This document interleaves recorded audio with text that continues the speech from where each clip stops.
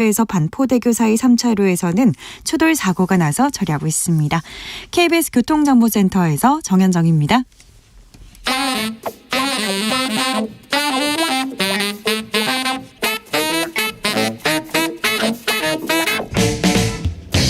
세계는 넓고 이슈는 많다. 우리의 시야를 국제적으로 넓혀보겠습니다. 국내 뉴스, 국제 이슈 다 덤벼라.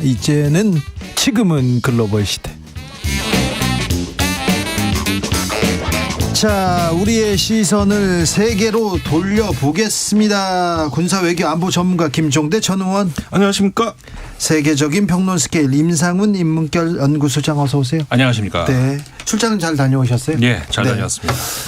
윤석열 대통령의 아랍에미레이트에 적은 이란 발언, 이 파장 커지고 있는데 어떻게 마무리해야 됩니까?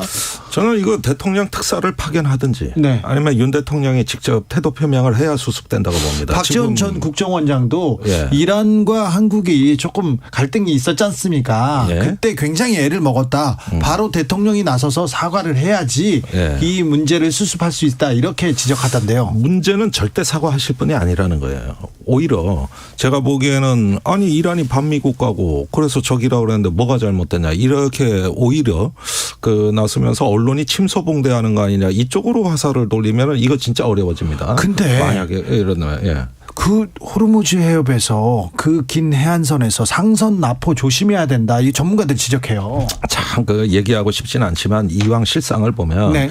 그 호르무즈 해협이 보니까 평균 길이가 20 해리 정도의 폭, 그러니까 한 37km 정도 되는 폭인데 좁잖아요. 네. 근데 실제로 보면 수심이 얕기 때문에 배가 지나갈 수 있는 범위는 10km밖에 안 되고 그나마도 3 내지 4km밖에 안 되는 좁은 해협이 있는데 이 해협을 아주 가다가 배가 엉킬 수 있기 때문에 중간선에 그 펜스를 설치해 가지고 그 부표 같은 거 이래 가지고 차선처럼 관리를 하고 있습니다. 그러다가 이게 이란 영해를 통과하는 거예요. 예. 그 두바이 그 삐쭉 나온 부분에 그 아주 좁은 부분이 그게 이란 영해 쪽으로 쑥 들어가 있어요. 네. 그러니까 여기에는 사실 외국의 영해라 하더라도 국제법상의 무해 통항권이라고 상선은 통과할 수 있게 돼 있거든요. 근데 지금까지 보십시오. 노르웨이여서 공격받았죠. 사우디 공격받았죠. 일본 공격받았죠. 한국 피납됐죠. 80년대로 거슬러 올라간 미국도 공격받았죠. 이게 국제 지정학적인 어떤 민감성이 여기가 가장 급소입니다. 네. 가장 급소인데 2021년에 우리가 한국 케미오 그 화학 운반선이 거기서 납포당한 거거든요. 그리고 그 직전에 일본의 유조선은 어뢰를 맞아가지고 어뢰요? 예. 어뢰를 맞아가지고 화염에 그 큰 배가 그 에탄올을 싣고 있었대요 당시에. 23명의 선원 전원이 탈출하고 불기둥이 솟아올랐어요. 그 무렵에 아베가 이란을 방문하고 있을 때거든요. 아 그래요? 네, 이게 불과 2년 전 3년 전 얘기예요. 지금 이제 제가 드리는 불과 말씀이. 몇 년 전에 우리도 이란과의 갈등 풀려고 굉장히 애썼어요. 예, 그런데 지금 이 이란은 적이라고 아랍에미레이트에서 윤석열 대통령 발언이 나오고 나서 이란의 외교부는 좀 제가 보기에는 온건파 같지만 이란의 강경파가 있습니다. 군부 혁명수비대. 예, 그런데 우리 선박이 납포당할 당시에도 최종건 차관이 가서 수습을 했잖아요. 근데 돌아와서 제가 개인적으로 물어보니 어떻더나 하더니 복잡합니다. 안에 갔더니 강경파, 온건파가 있는데 외교부는 그나마 낫다. 말이 통하는데 거기서도 어쩌질 못한다는 거예요. 예. 강경파에 대해서. 혁명수비대가 제일 세다면서요, 이란. 네, 그래가지고 이게 지금 이란 외교부를 지금 우리 편이라고 생각하고 관리해야 됩니다. 그래야 되는데 만약에 외교부가 성의 없이 대응해가지고 이란 외교부에서 실망했다는 메시지가 나왔을 때 그런 어떤 교착 국면으로 갈 때 문제는 이란 정부가 아니라 군부 쪽. 그러면서 이란의 그 강경파들이 이쪽의 움직임이 과연 이란 정부가 통제할 수 있느냐는 거예요. 그때가 가장 위험한 순간. 이걸 다 보고 있다는 거예요 지금. 알겠습니다. 빨리 수습해야 되는데 임상훈 소장님 혹시 세계 언론들도 세계 다른 국가들도 이 사안을 알고 있습니까? 쳐다보고 있습니까? 현재로서는 그냥 그 객관적인 그런 보도들 있는 사실 그대로 이제 보도하고 있어요. 예, 보도가 나오고 있어요. 보도가 그렇네. 나오고 있고 AP 통신을 비롯해서 워싱턴 포스트도 그렇고 근데 이제 미국 언론들은 그냥 어떤 그 중립적인 그런 보도들 그냥 그 무취 네. 무색 이런. 그래도 사실관계는 보도하고 있어요. 그렇죠. 미국도요? 그럼요. 나오고 네. 있습니다. 그다음에 이란에서도 당연히 언론에서 나오고 있는데 이란에서는 상당히 우려하는 그런 그 언론사의 그 어떤 성향에 따라 달라지지만 네. 어떤 언론사 같은 경우에는 굉장히 이제 한국에 대해서 경계를 해야 된다는 이런 식의 이제 그런 보도가 나오는 데가 있고 그렇지 않으면은 한국이 지금까지 이란하고 특별한 문제가 없었는데 왜 그럴까라고 그걸 분석하고 있어요. 이 이란에 대한 어떤 그 정책 방향이 바뀌는 건가 뭐 이렇게 하는 그런 언론들이 또 있었고요. 이란에서 뭐 AP통신 같은 경우에는 그 얘기하다가 그런데 김건희 여사는 사막에 토끼가 여우가 있는지 물었다. 이걸로도 마무리를 하더라고요. 아 그래요? 예, 그래서 이 상황에서 갑자기 그건 또 무슨 상황인가 이제 그런. 사막 여우가 그럼 외신에도 유명해졌습니까? 김건희 여사의 사막 여우? 그러니까 사막 여우라는 게 이제 사실관계도 좀 그런데 우리가 흔히 사막 여우라고 하는 거는 고유명사로 흔히 사용을 하잖아요. 네. 어린 왕자에 나오는. 어린 왕자의 사막 여우죠. 네, 저기 북아프리카에 있는. 그렇죠. 페넥이라고 하는 북아프리카에 있는 거고 아랍에미리트는 없는 건데 아마 그 병사가 여기 있습니까? 그러니까 네, 그럼 당황해서 그랬던 모양이에요. 그런데 이제 사막 여우 그 페넥 얘기하는 게 아니고 사막에 있는 여우라는 뜻으로 사막 여우를 썼다면 당연히 있죠. 그런 여우는 있으니까 뭐 그렇게 했는지는 모르겠는데 아무튼 좀 뜬금없는 얘기였던 것 같고 근데 어쨌든 간에 그 아랍에미리트하고 이란과의 관계 이 이야기를 도대체 어디서 누구한테 들었는지 아니면 그러게요. 뭘 읽고 가서 그러셨는지 난 진짜 이해를 할 수가 없는 누구한테 게 들었을 거 아니에요. 원래 사실관계가 맞지가 않아요. 어떻게 아랍에미리트하고 이란하고 물론 그 어떤 그 아까 의원님 말씀하신 것처럼 이렇게 딱 붙어 있다 보니까 네. 좁은 그 해협을 사이에 두고 있다 보니까 중간에 섬을 놓고 약간의 이제 영토 분쟁이 있습니다. 네. 근데 그걸 가지고 적이라고 하면 그렇게 따지면 일본하고 한국하고 적이에요. 지금 일본하고 한국하고의 영토 분쟁 그거보다 더 훨씬 덜한 그런 영토 분쟁이거든요. 근데 그걸 적이라고 따지면은 그럼 일본은 왜 우리가 지금 관계 개선을 한다고 지금 저러고 계시는지 모르겠어요. 뭐 도대체 무슨 근거로 그걸 아랍에미리트의 적이라고 이란을 했는지 사실관계도 맞지 않고 그다음에 국익에도 전혀 맞지 않는 이거는 날리면보다 더 심각한 외교 재앙이라고 봐야 되는 것이죠. 아 그렇습니까? 예, 일단은 제 생각에는 좀 걱정되는 게 호르무즈 해협에서 한국 배를 차단하자는 일본 언론의 보도, 이란 언론의 보도, 예, 이런 부분에 대해서 좀 우려가 된다 하는 것도 있지만 추가적으로 우려되는 점이 더 있습니다. 12월 26일 날 우리나라에 출몰한 북한 무인기가 이란죄라고 지금 미국 전문가들이 자유아시아 방송에서 일제히 검토를 의견을 냈죠. 아이고. 예, 그런데 지금 그 우크라이나 전쟁을 면밀히 보면서 이란 무인기의 효용성을 북한이 알고 있단 말이죠. 그런데 이것이 뭐 직접 주든 아니면 러시아를 통해서 주든 이것이 북한에 술술 흘러 들어갈 때 예, 지난번에 무인기 때문에 우리가 얼마나 경악했습니까? 자, 이런 면에서의 북한과의 연대 가능성 이런 부분을 차단해야 됩니다. 그런데 이번에 북한과 이란을 동렬해 놨단 말이에요. 네. 대통령 발언이. 네. 이렇게 하면은 협력할 수도 있는 거거든요. 그래서 이게 대한민국의 안보 비용을 증가시킬 수도 있는 사안이라는 거. 이게 이번에 윤 대통령의 그 아랍에미레이트 순방 전에 나온 미국발 보도예요. 그리고 순방 전에 외교부에서 이란 관계를 설명하면서 이란을 최대의 잠재적 위협으로 인식하면서도 실리적 경제 관계를 구축한다. 예. 이런 식의 발언을 외교부에서 순방 직전에 대통령실에 전달했다고 합니다. 예. 그런데 여기서 이제 조금 이란 입장에서 적은 약올르는 아닌데. 거는 뭐냐면은 네. 70억 달러에 달하는 이란 금융자산을 우리가 동결하면서 네. 아랍에미레이트에 가서 300억 달러 양해각서 투자 받았다고 엄청나게 이걸 잔치를 벌였단 말이에요. 예, MOU인데. 예, 그러면서 이란을 자기들을 적이라 그랬고, 그럼 뭐야? 우리 돈은 안 돌려주면서 네. 저기가 가서는 저렇게 뭐 돈잔치를 하고 우리를 적이라 그랬다. 이게 약 오를 만한 어떤 그 정황이 다 갖춰져 있다. 약 올렸군요. 약 올리는 게. 그래서 제 생각엔 그렇습니다. 2021년 1월에 그 최종건 차관이 이란에 갔을 때 이란이 거의 사정하다시피 한국에 억류한 70억 달러는 이란 국민들 목숨이 걸려 있다. 네. 그걸로 백신을 사야 된다. 네. 당시에 이렇게 그 코로나가 퍼지는데 우리 백신 살 돈이 없다. 네. 여기 퍼지면 끝장난다 이게. 네. 그러니까 좀 돌려달라 그랬거든요. 네. 그러니까 이게 이제 이란 온건파의 목소리고 그래서 잘해보겠다는 신호였어요. 근데 강경파들이 말을 안 듣는다는 거예요.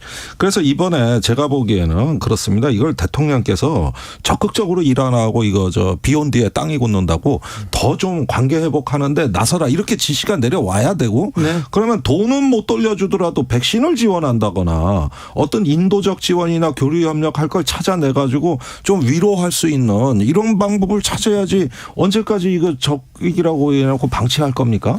전 이렇게 방치하면 안 된다고 봐요. 외교적 수사라는 게 있는데 이것도 그렇죠. 적이라는 단어를 쓴다. 대통령이 쓰는 말로는 진짜 적이라고 할 때는 진짜 전쟁을 할 때 적이라고 하는 것이죠. 대통령은. 대통령 입에서 나올 수 있는 그런 발언은 아니었습니다. 대통령의 입장 표명이나 공식 사과가 필요하다 이렇게 보시는 거죠. 김종대 의원은 그렇게 있고 소장님도 그렇게 보십니까? 그렇죠. 과거에도 전 정부 때도 그 아랍에미리트에 특사 파견한 예가 있잖아요. 네. 그 어떤 그 대통령이 직접 무언가를 이야기를 해야 될 때 그 특사 파견하는 것은 적절해 보이고 당연히 그렇게 해야 되는 것이고 이란에서 좀 기다린다고 하지 않습니까?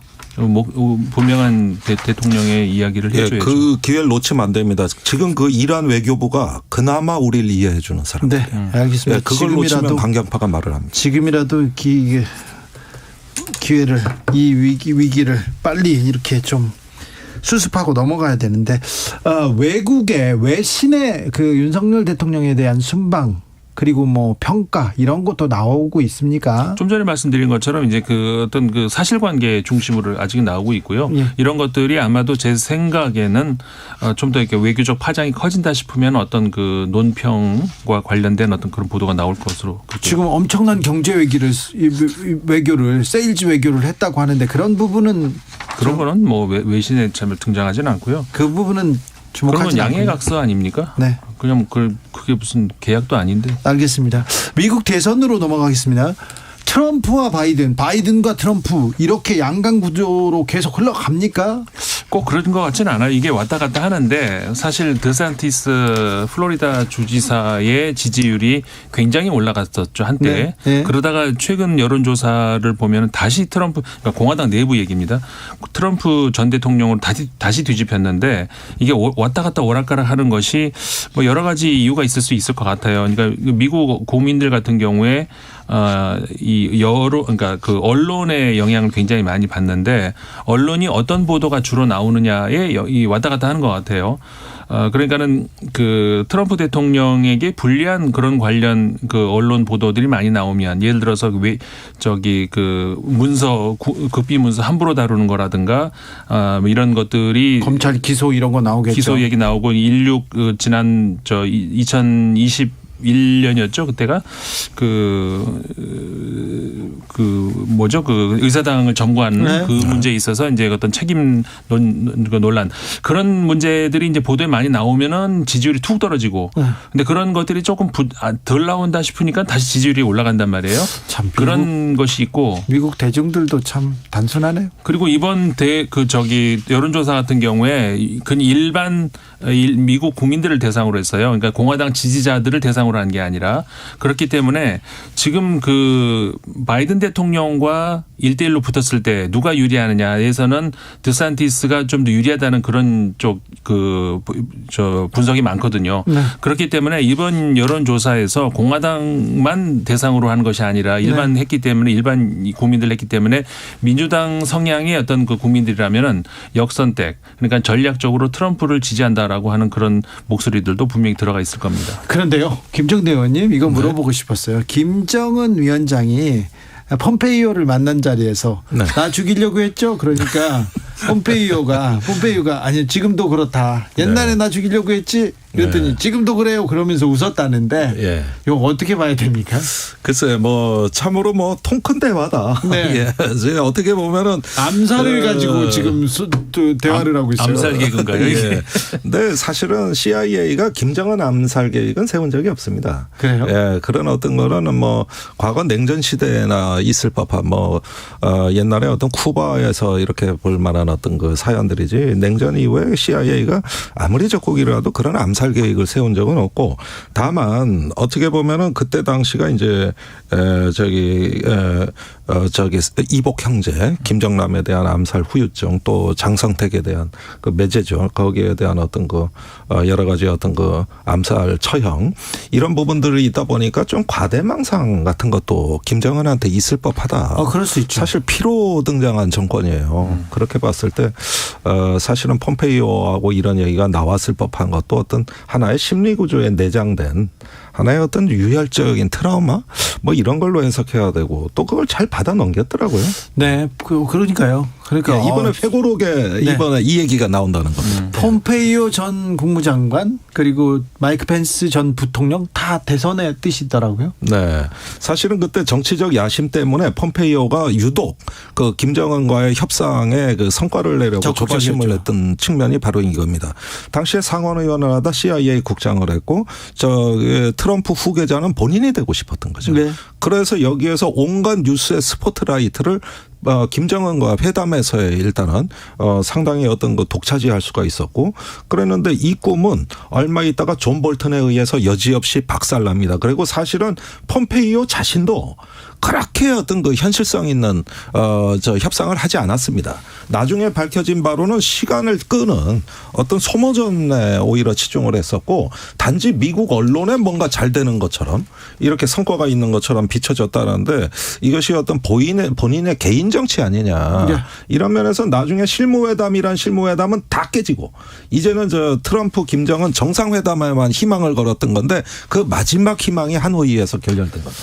네, 안타까워요. 그 생각만 하면 하노이만 하면 가슴 아픕니다. 생각하면 미국의 우파, 그러니까 보수가 지금 굉장한 내부 투쟁 중에 있거든요. 소위 말하는 네오콘들하고. 그다음에 이제 네오콘이 있기 전에는 당연히 이제 그 팔레오콘이 있었겠죠. 그 당시에는 팔레오란 말은 쓰지 않았지만 비둘기파, 매파가 있었는데 지금 더 강경파가 또 있잖아요. 그렇죠. 그러니까 근데 사실은 이게 강경이다, 비둘기다 이렇게 따지면은 사실 다 강경이고 네. 다 강경인데 다만 이제 그 어떤 그 성향이 다른 거였는데 예를 들어서 이제 그 존 볼턴 같은 경우에는 흔히 우리가 네오콘이라고 부르지 않습니까? 아이고. 북한하고 대화하기 싫어하는 그런 네. 쪽이에요. 반면에 이제 트럼프라든가 이쪽 계열 과거에 구보수들은 우리는 그런 거 따질 거 없고 그러니까 실리 그러니까는 이제 그런 데에서 두 보수의 두 축이 이제 싸우다가 결국 그 대북 정책도 이제 그 나중에 파탄난 그런 경우인데 이번에 며칠 전에 있었던 그 하원 의장 선거를 놓고 한판 붙었던 네. 그것도 똑같은 선에 있거든요. 지금 그 세력 다툼이 이번 올해 한 해에 그 하원이 굉장히 좀 시끄러워질 겁니다. 네. 중국 코로나 상황은 좀 어떻습니까? 네. 일단은 뭐 지금 중국 정부가 약간의 어떤 전향적인 모습도 조금씩 보이는 네네. 것 같습니다. 심각성을 서서히 인정하는 분위기로 그렇죠. 가고 있어요. 통계도 뭐 공개하고요. 예, 그렇습니다. 그래서 사망자 기준도 좀 완화할 것 같고 이런 어떤 모습을 봤을 때 중국 정부가 이제 조금씩 제자리를 찾아가려나? 그러면서 경제에도 좀 좋은 영향이 있을까? 이게 이제 우리 기대감이에요. 물론 아직까지 전혀 해결된 문제는 없습니다만은 또 사망자 통계도 아직 믿을 수가 없고. 예. 그러나 조금 희망적 조짐이 보입니다. 가장 중요한 건 투명성인데 중국이 여태까지 보여주지 못한 게 그거잖아요. 네. 그러니까는 위드 코로나다 뭐 제로 코로나다 그게 중요한 게 아니고 중국 말을 어떻게 믿어? 이게 여기에서 시작되잖아요. 그러니까 위드든 제로든 간에 투명하면 됩니다. 근데 그게 그렇지 않기 때문에 국민들도 못 믿고 저기 바깥에서도 못 믿고 그런 이제는 조금 전환하려고 하는 것 같아요. 정책의 전환을. 그래야지. 우크라이나 전쟁은 또 어떻게 흘러가고 있습니까? 그런데 자꾸 러시아에서 핵 얘기를 해서 좀 불안하긴 해요. 우크라이나는 그 이번 겨울이 지나야 될 것 같아요.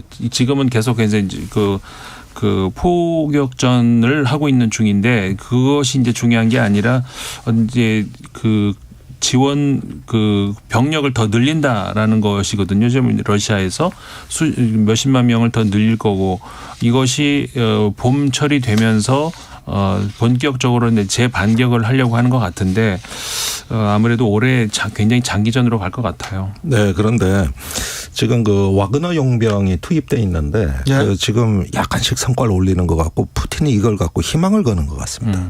그러니까 최근에 푸틴이 그 러시아 전사들의 용맹성과 그 군수 공장들 또 어떤 군산복합체의 생산 능력이 결국은 우리를 승리로 이끌 거라는 아주 확신에 찬 발언을 했고 또 최근에 어떤 소도시에서의 약간의 어떤 그 전과 이런 것들을 굉장히 고무된 것 같거든요.